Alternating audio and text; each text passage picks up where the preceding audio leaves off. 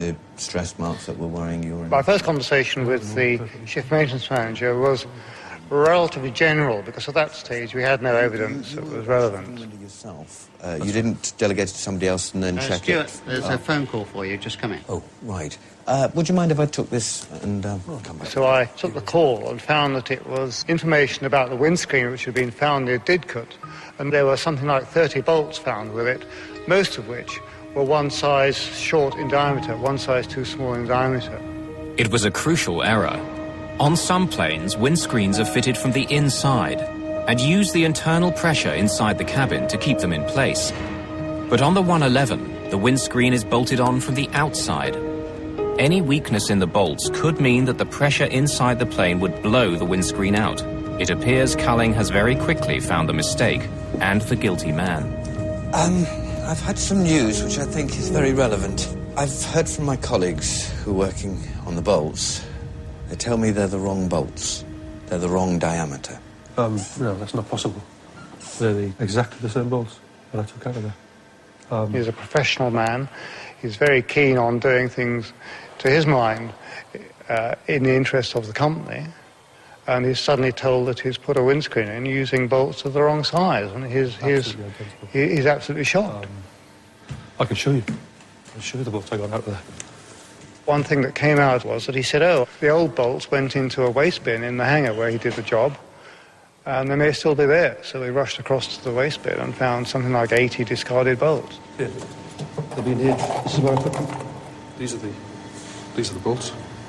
And these are the ones you checked against the new ones? That's right, yeah. I took from the carousel. There's really excellent evidence. Gold, as far as I was concerned. Well, I'll take these away. Okay. By comparing the maintenance manual to what the engineer had told him, Culling is quickly able to identify the first part of the sequence, what went wrong the previous night when the window of the BAC 111 had been replaced. We went through the whole chain of events that had occurred, and we found that there were something like 13 different anomalies which led to the fitting of the bolts. And had any of these caused him to think, the sequence of events would not have continued and there wouldn't have been an accident.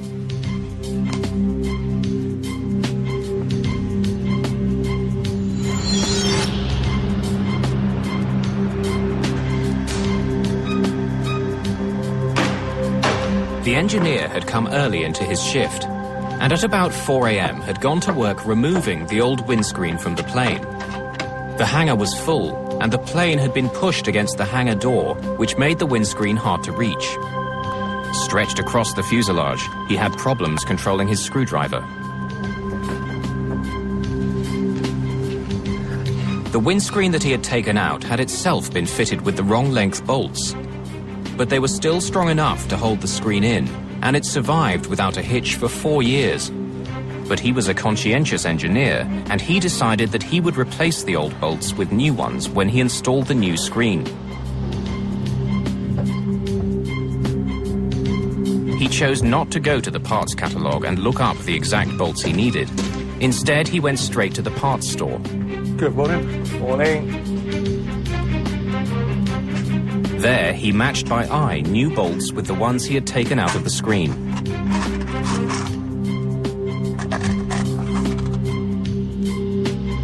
His eye match was good, and he found a few fresh bolts of exactly the same type in a drawer. What I'm after is I need 97 Ds. I'm just doing a windscreen on a 111 over there, and I need some new bolts. 8 Ds on a 111? Well, no, these are 7s. This is a 7. I've just taken it out. We haven't got any 7s anyway. Okay. Right, the store manager knew which bolts the engineer should have been looking for, but the engineer chose to ignore his advice. Instead, he drove to the other side of the airport to find a match for his bolts. It was now about 5:15 a.m., and in a dark corner of the hangar, he continued to search for new bolts identical to the ones he'd taken out of the plane. But in the gloom, his luck finally ran out. He thought they matched, but they didn't. He picked bolts that were just over 0.02 of an inch too narrow for the job.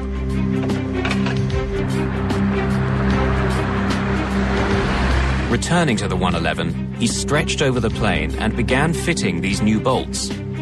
Working at an angle, he couldn't see that the new bolts didn't fit correctly.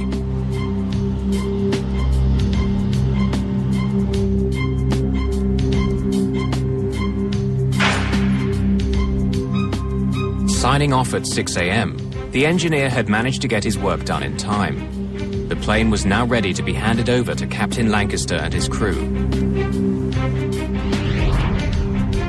In fact, it was a disaster waiting to happen. The morning of the next day, the 111 was at 17,300 feet. The difference in pressure between the sealed hull of the jet and the thin atmosphere was climbing quickly to the half-ton per square foot it would reach at 35,000 feet. This pressure was looking for a weakness, and it found it.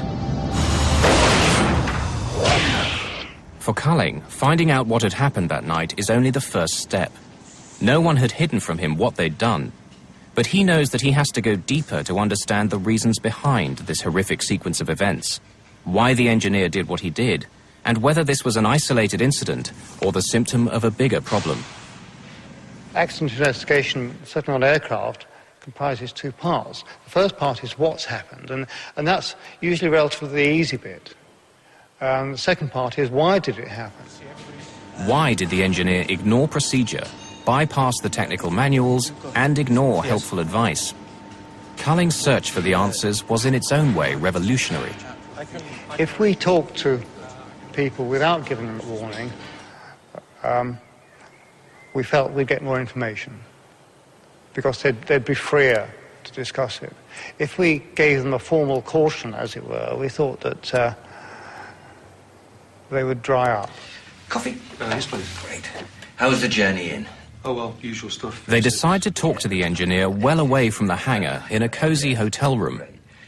Well, thanks for coming in. To gain insight into the methods of the maintenance engineers, Culling then does something no one had done before. Overall picture of, He brings in a behavioral psychologist. So, there you go. Is the aircraft normally in the hangar when you're doing that? Psychologists had been used before to analyze why pilots make mistakes under pressure. It's a discipline called human factors. But in 1990, using human factors in engineering was unheard of. I wanted a professional slant on what is really psychological territory. I would hope that as far as the shift maintenance manager was concerned, that it gave him extra confidence that we were trying to be even-handed and that we were trying to get to the bottom of it. The parts catalogue. When you're getting the bolts out, do you go straight to the parts catalogue, or do you just sort of... Not usually. Right. No, if I've got a set of screws, there's the same screws, I just go get them out of the carousels. Right. You find it's easier to do it visually? It was, in that case, easier to do it visually from the bolts you take now? Yeah, because they're the same bolts that come out, the same ones go back in, so same size bolts, there's no difference. And if it worked before, it must be the right bolts? Yeah, it's just replacing like with like, really. Yeah, because it had been flying. We were somewhat horrified that they had admitted those things to us, because after all we were officially in inverted commas, and they were quite proud of them. We would have thought that had they used such practices, they would have kept very quiet about it. If I'd had to go check with the computers what bolts I needed and what parts and how to fit the thing, then there was a good chance it wouldn't have been flying at the time it was meant to be. Good. So, when you're doing the job, now you're an experienced engineer, it might not be by the book all the time, like you would train somebody who was new. No, not usually. We've been doing these things for years. Culling was stunned by what he was hearing, but there were more revelations to come. The engineer's dangerous approach was becoming clearer by the minute. You trusted your own knowledge better than the store supervisor's knowledge? Well, I'm an engineer. I got 7D bolts out, so I put 7D bolts back in. That's, well, no problem with that. It's that simple. So you trusted that the